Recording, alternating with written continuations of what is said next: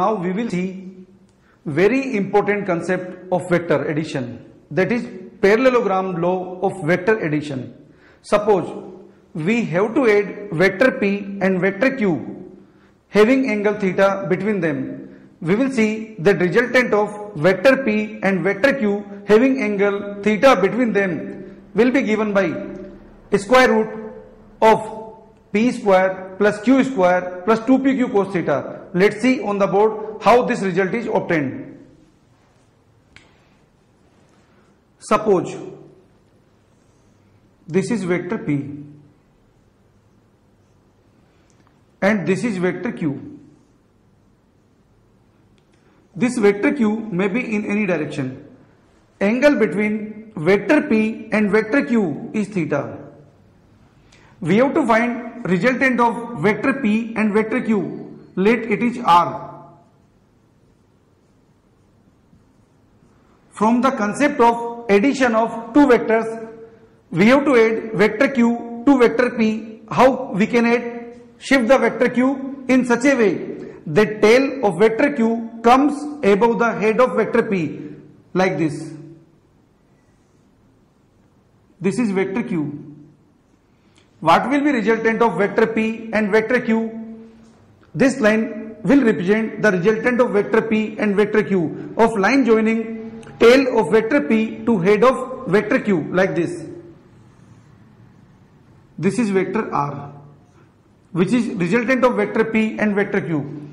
Many times it is also asked in the problem, angle made by the resultant of vector P and vector Q with vector P or vector Q. Let resultant of vector P and vector Q make an angle alpha with vector P. If you have to find angle of the resultant vector with vector Q, this will be what? This will be theta minus alpha. So if we can find alpha, we can easily find theta minus alpha. For finding alpha and magnitude of R, what we are doing? We are just extending this line like this.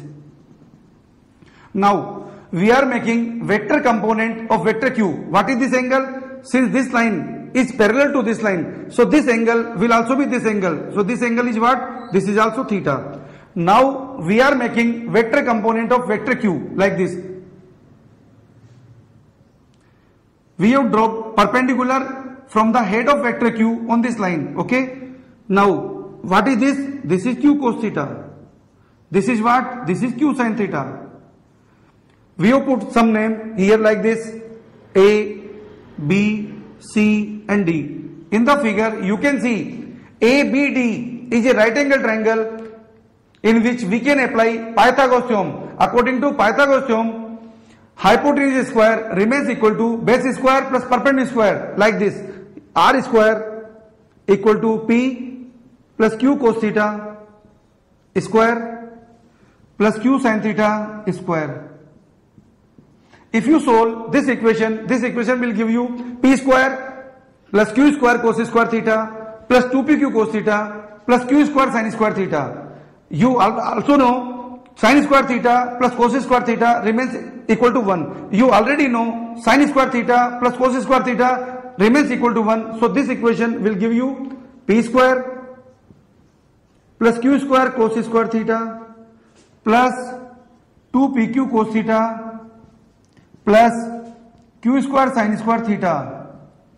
Since sin square theta plus cos square theta remains equal to 1, so this we can write like this: P square plus Q square plus 2PQ cos theta.